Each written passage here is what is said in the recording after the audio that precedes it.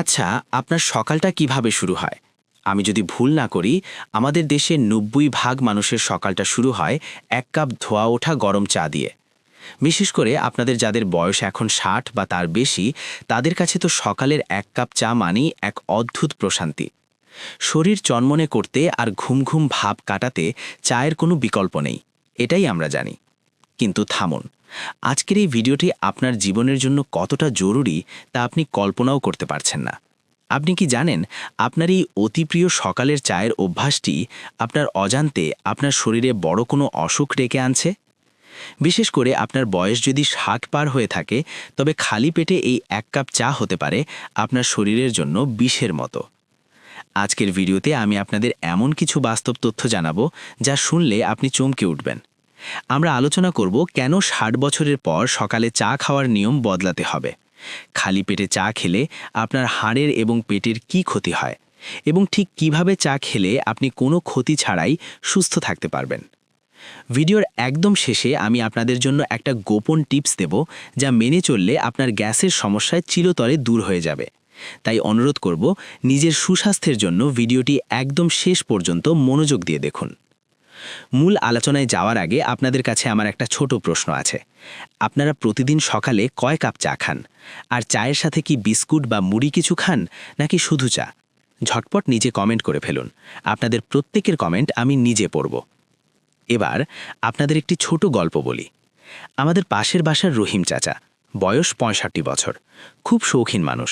তার দীর্ঘদিনের অভ্যাস ছিল সকালে ঘুম থেকে উঠেই মুখ ধুয়েই ১ কাপ কড়া লাল চা খাওয়া। তিনি মনে করতেন চা না খেলে তার পায়খানা পরিষ্কার হয় না বা শরীরের অলসতা কাটে না। কিন্তু গত কয়েক মাস ধরে দেখা গেল তার বুক জ্বালা পোড়া শুরু হয়েছে, রাতে ঠিকমতো ঘুম হয় না, আর হাত পায়ে মাঝে মধ্যেই ঝিঝি ধরে। তিনি ভেবেছিলেন হয়তো বয়সের দোষ, কিন্তু ডাক্তার দেখানোর পর যা জানা গেল তা শুনে তিনি আকাশ থেকে পড়লেন। ডাক্তার বললেন তার এই সব সমস্যার মূলে রয়েছে প্রতিদিন সকালে খালি পেটে খাওয়া ওই ১ কাপ চা। কেন এমনটা হয়? আসুন বিজ্ঞানের সহজ ভাষায় বুঝে নিই। দেখুন, যখন আমাদের বয়স ৬০ পার হয়, তখন আমাদের শরীরের ভেতরের অঙ্গপ্রত্যঙ্গগুলো একটু দুর্বল হতে শুরু করে। ঠিক যেমন একটা পুরনো মেশিনের পার্টসগুলো ক্ষয় হয়ে যায়, আমাদের পাকস্থলী বা পেটের ভেতরে একটি বিশেষ পর্দা থাকে যা আমাদের হজমে সাহায্য করে। ৬০ বছর বয়সের পর এই পর্দাটা পাতলা হয়ে যায়। এখন ভাবুন, সারা রাত ঘুমানোর পর আপনার পেট একদম খালি থাকে। এই খালি পেটে যখনই আপনি কড়া চা ঢালছেন, চায়ের ভেতরে থাকা ট্যানিন এবং ক্যাফেইন নামক উপাদানগুলো আপনার পেটের ওই পাতলা পর্দায় সরাসরি আঘাত করে। এতে করে অ্যাসিড বা অম্ল তৈরি হয়, আর এই অ্যাসিড থেকেই শুরু হয় গ্যাস্ট্রিক, আলসার এবং বুক জ্বালা পোড়া। আপনারা কি প্রায়ই বুক জ্বালা পোড়ার সমস্যায় ভোগেন? যদি ভুগে থাকেন, তবে বুঝে নেবেন আপনার চা খাওয়ার অভ্যাসটি পাল্টানোর সময় এসেছে। আমাদের দেশে আমরা সাধারণত ২ ধরনের চা খাই, লাল চা আর দুধ চা। এর সাথে থাকে সল্ট বিস্কুট বা টোস্ট বিস্কুট। অনেকে মনে করেন দুধ চা খেলে ক্ষতি বেশি, কিন্তু সত্যিটা হলো লাল চাও যদি সঠিক নিয়মে না খান, তবে তাও আপনার শরীরের জন্য সমান ক্ষতিকর হতে পারে। বিশেষ করে আমাদের যাদের হাড়ের জয়েন্টে ব্যথা আছে, কোমর বা হাঁটুতে ব্যথা হয়, তাদের জন্য সকালের খালি পেটের চা হচ্ছে আগুনের মতো। কেন? কারণ চা আপনার শরীর থেকে ক্যালসিয়াম বের করে দেয়। ৬০ বছর বয়সের পর আমাদের হাড় এমনিতেই দুর্বল থাকে, তার ওপর চা খেলে হাড় আরও ভঙ্গুর হয়ে যায়।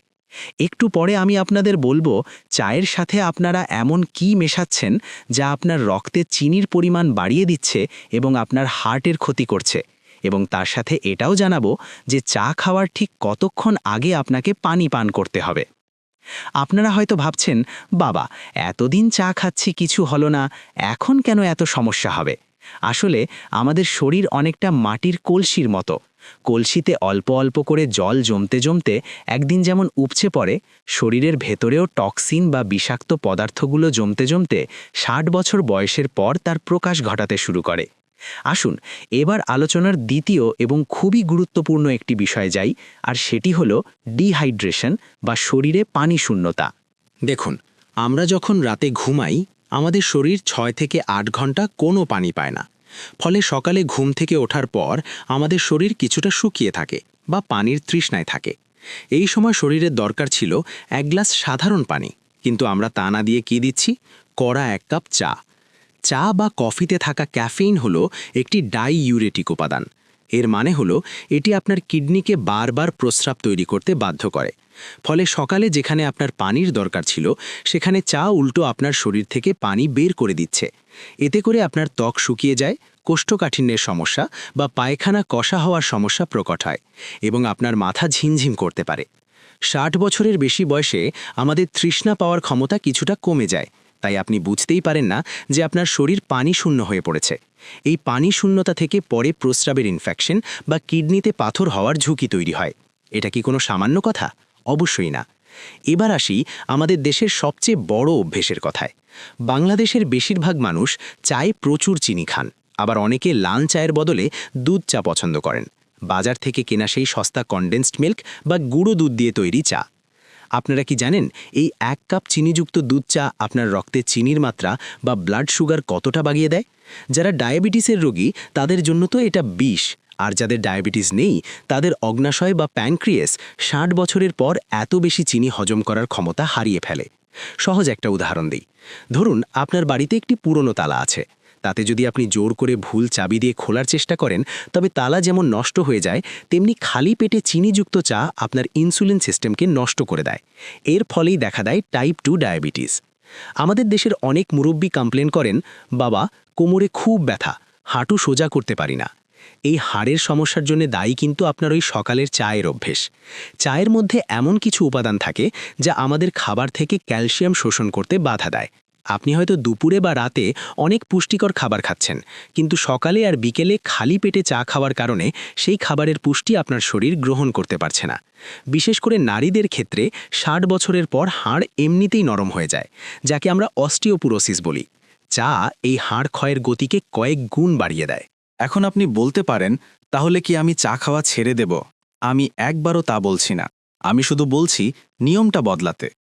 সকালে উঠে ব্রাশ করার পর আপনার প্রথম কাজ হবে 1 গ্লাস কুসুম গরম পানি পান করা। যদি সম্ভব হয় সেই পানিতে সামান্য লেবুর রস মিশিয়ে নিতে পারেন। এর ঠিক আধা ঘন্টা পর আপনি নাস্তা করবেন। আমাদের বাংলাদেশে নাস্তায় কি পাওয়া যায়? খুব সাধারণ জিনিস, যেমন আটার রুটি, ডাল অথবা একটু সবজি। কিংবা যদি রুটি বানানোর ঝামেলা না করতে চান, তবে সামান্য একটু চিড়া ভিজিয়ে বা মুড়িও খেতে পারেন। মূল কথা হলো পেটে কিছু খাবার দেওয়ার পর আপনি চায়ের কাপে চুমুক দেবেন। আরেকটা কথা কি জানেন? এই বয়সে আমাদের অনেকেরই রাতের ঘুম ঠিকমতো হয় না। আমরা ভাবি এটা বয়সের কারণে। কিন্তু বিজ্ঞান বলছে সকালে আর বিকেলে অতিরিক্ত কড়া চা খেলে আপনার শরীরের মেলাটোনিন নামক হরমোনটি ঠিকমতো কাজ করতে পারে না। এই মেলাটোনিনই আমাদের ঘুম পাড়াতে সাহায্য করে। চা খেলে মস্তিষ্ক উত্তেজিত হয়ে থাকে, যার ফলে রাতে চাইলেও আপনি গভীর ঘুমে যেতে পারেন না।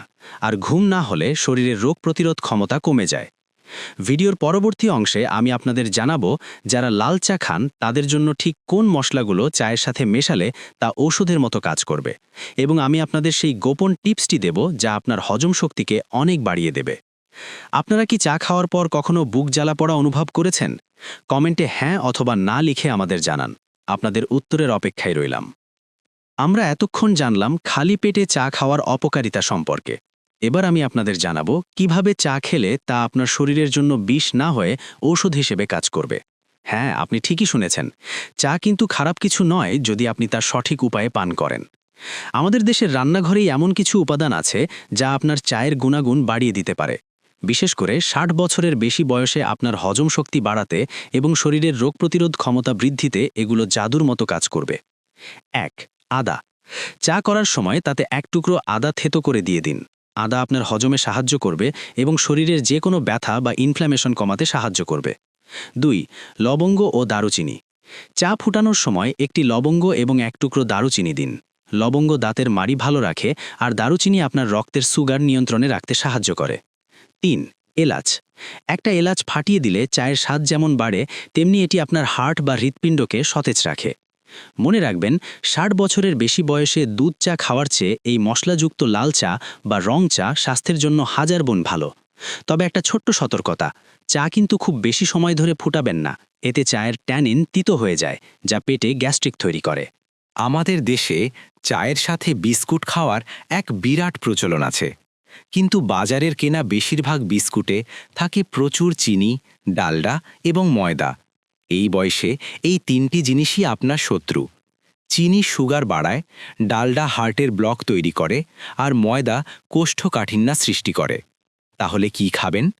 চায়ের সাথে যদি কিছু খেতেই হয়, তবে সবথেকে নিরাপদ হল এক মুঠো মুড়ি অথবা খই। মুড়ি খুব হালকা খাবার এবং এটি পেটের গ্যাস শুষে নিতে সাহায্য করে। এছাড়া ঘরে বানানো আটার রুটি বা সামান্য সুজি বা সাগুও খেতে পারেন। এটি আপনার পাকস্থলীকে আরাম দেবে। সবচেয়ে বড় প্রশ্ন হল কখন চা খাবেন। মনে রাখবেন, ঘুম থেকে ওঠার অন্তত 1 থেকে 1.5 ঘন্টা পর চা খাওয়া উচিত। এর আগে অবশ্যই অন্তত 2 গ্লাস পানি এবং ভালো কোনো নাস্তা খেয়ে নেবেন। সকালে নাস্তা করার 30 থেকে 40 মিনিট পর চা খাওয়ার আদর্শ সময়। এতে চায়ের ক্যাফেইন সরাসরি আপনার খালি পাকস্থলীতে আঘাত করতে পারে না। আপনারা যারা তরুণ বা মাঝবয়সী এই ভিডিওটি দেখছেন, আপনাদের প্রতি আমার একটা অনুরোধ। আপনাদের বাড়িতে যে বয়স্ক বাবা মা বা দাদা দাদি আছেন, তাদের দিকে একটু খেয়াল রাখুন। তারা হয়তো দীর্ঘদিনের অভ্যাসের কারণে খালি পেটে চা খেতে চাইবেন। তাদের ভালোবাসা দিয়ে বোঝান তাদের সুস্থ থাকাটা আপনাদের জন্য কতটা জরুরি। সকালে উঠে তাদের আগে 1 গ্লাস পানি এবং হালকা কিছু নাস্তা দিন। তারপর চায়ের কাপটা তাদের হাতে তুলে দিন। এবার আসি সেই প্রতিশ্রুত গোপন টিপসে, যা আপনার জীবন বদলে দিতে পারে।